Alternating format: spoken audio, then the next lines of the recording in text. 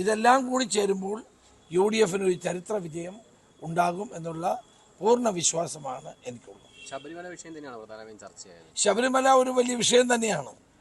കോടാനുകോടി വരുന്ന ഭക്തജനങ്ങളുടെ വികാരത്തെ വ്രണപ്പെടുത്തിയ ഒരു സംഭവമാണിത്.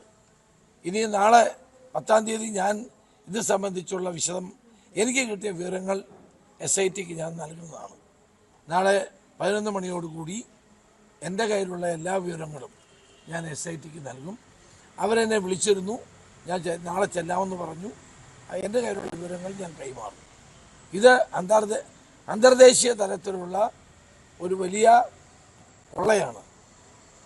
ഇൻ്റർനാഷണൽ മാർക്കറ്റിൽ കോടാനുകോടി വില വരുന്ന ഒരു ആൻറ്റിക് സൈറ്റ് ഇത് വിറ്റിരിക്കുന്നു. ഇത് ഇതുവരെ കണ്ടുപിടിച്ചില്ലോ എവിടെയാണെന്ന്. ഇതുവരെ കണ്ടുപിടിക്കാൻ കഴിഞ്ഞില്ലല്ലോ. എന്താ കഴിയാത്തത്? ഇത് അന്തർദേശീയ മാർക്കറ്റിലേക്ക് പോയിരിക്കുന്നു. അതിൻ്റെ വിശദാംശങ്ങളാണ് നാളെ എനിക്ക് കിട്ടിയ വിവരങ്ങൾ, തെളിവുകളല്ല, ആ വിവരങ്ങൾ ഞാൻ SITക്ക് മുമ്പാകെ പറയും. അന്താരാഷ്ട്ര മാർക്കറ്റിൽ വിറ്റതിൻ്റെ രേഖകളാണോ കയ്യിലുള്ളത്? അല്ല, അത് അറിയാവുന്ന ഒരാളാണ് എന്നോട് പറഞ്ഞത്. ഞാൻ അദ്ദേഹത്തിൻ്റെ വിശദാംശങ്ങൾ നാളെ SITയോട് പറയും. അദ്ദേഹത്തെ തിരുവനന്തപുരത്ത് വെച്ചു. അദ്ദേഹത്തെ അവർ ചോദ്യം ചെയ്യട്ടെ. അദ്ദേഹം പറയാൻ തയ്യാറാണെന്നാണ് പറഞ്ഞത്.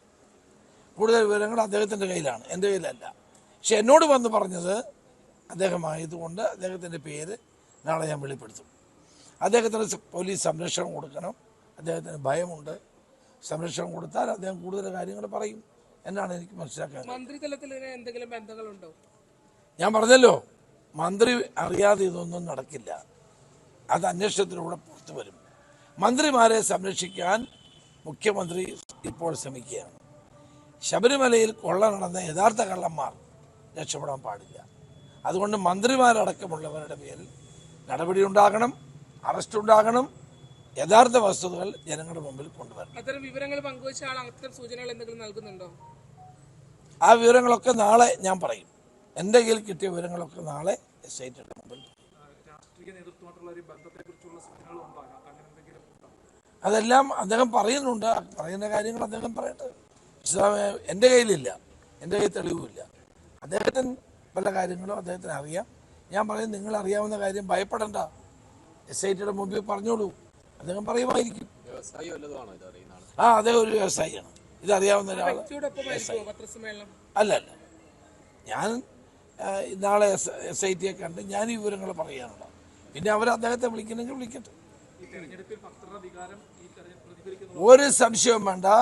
ശബരിമല കൊള്ള നടത്തി ജയിലിൽ കിടക്കുന്ന 2 CPM നേതാക്കന്മാരുണ്ടല്ലോ, ഇനി പലരും കിടക്കാനുണ്ടല്ലോ. അതെല്ലാം പുറത്തു വരില്ലേ?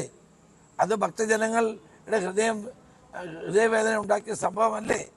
അത് തീർച്ചയായും പ്രതിഫലിക്കും. പിന്നെ ഈ സർക്കാരിനെതിരായിട്ടുള്ള ശക്തമായ ജനവികാരം അതും പ്രതിഫലിക്കാൻ പോവുകയാണ്. അതൊന്നൊരു വിഷയം. ചില സ്ഥലങ്ങളിലെങ്കിലും BJPയും കോൺഗ്രസുമായിട്ട് രഹസ്യ ധാരണയുണ്ട്. അത് വരുന്ന തെരഞ്ഞെടുപ്പിലെ ഒരു റിഹേഴ്സലാണെന്ന രീതിയിലുള്ള ഒരു പ്രതികരണം അദ്ദേഹത്തിന്റെ ഭാഗത്തുനിന്ന് വന്നിട്ടുണ്ട്. അത് അദ്ദേഹം LDF നടത്തിക്കൊണ്ടിരിക്കുന്ന BJPയുമായിട്ടുള്ള അന്തർധാര മറച്ചു വെക്കാൻ വേണ്ടി പറയുന്നത്. 7000 സീറ്റുകളിൽ BJP സ്ഥാനാർത്ഥിയില്ല. അവിടെ LDFുമായിട്ട് സഖ്യമാണ്. LDFും BJPയും തമ്മിലുള്ള അന്തർധാര വളരെ വ്യക്തമാണ്. അതുകൊണ്ടാണല്ലോ ഈ സ്വർണ്ണക്കടത്ത് വരെ ആവിയായി പോയത്, ED നോട്ടീസുകൾ ആവിയായി പോകുന്നത്. അതുകൊണ്ട് അത് മറച്ചു വെക്കാൻ, CPMും BJPയും തമ്മിലുള്ള അന്തർധാര മറച്ചു വെക്കാൻ വേണ്ടിയാണ് ഇത്തരം ആരോപണം ഉന്നയിക്കുന്നത്. ഞങ്ങളുടെ ഏറ്റവും മുഖ്യ ശത്രു BJP അല്ലേ? എല്ലാവർക്കും അറിയില്ലേ? ദേശീയ തലത്തിൽ ഇവിടെ കേരളത്തിൽ CPMുമാണ്. ഇവർ രണ്ടുപേർക്കും ഇതിനായിട്ടുള്ള പോരാട്ടമാണ്. ആ പോരാട്ടത്തിൽ ഇത്തവണ UDF ഒരു ചരിത്ര വിജയം നേടും. വിധി മുഴുവൻ വായിക്കട്ടെ. ഞാൻ വിധി വായിച്ചിട്ടില്ല. അത് വായിച്ചിട്ട് കൂടുതൽ കാര്യങ്ങൾ പറയാം. മറ്റൊരു കാര്യങ്ങൾ കൊടുത്തായിരിക്കും. ഇന്ന് രാവിലെ അടൂർ പ്രകാശ് പറഞ്ഞത് ദിലീപിന് നീതി കിട്ടി, അവനൊപ്പം എന്നുള്ളതാണ്. അക്കാര്യത്തിൽ അത് അദ്ദേഹത്തിൻ്റെ അഭിപ്രായമായിരിക്കും. നമ്മൾ ആദ്യം മുതൽ സ്വീകരിച്ചത് അതിജീവിതയ്ക്ക് നീതി കിട്ടണം എന്നുള്ളത് തന്നെയാണ്.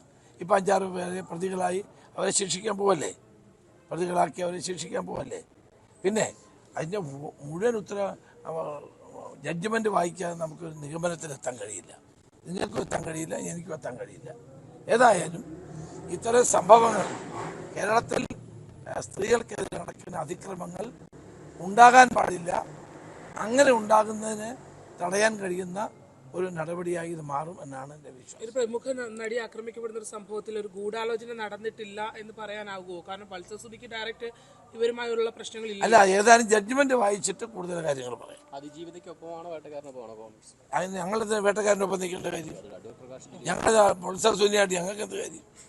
ഞങ്ങളെ സംബന്ധിച്ചിടത്തോളം സ്ത്രീകൾക്ക് നീതി കിട്ടുക, ഞങ്ങൾ എല്ലാ കാലത്തും സ്ത്രീ സ്വാതന്ത്ര്യത്തിനും സ്ത്രീകൾക്ക് നീതി കിട്ടാൻ വേണ്ടിയിട്ടുള്ള പ്രവർത്തനങ്ങൾക്ക് തന്നെ നേതൃത്വം കൊടുത്തിട്ടുള്ളൂ. നാളെ അങ്ങനെ ഉണ്ടാവുള്ളൂ.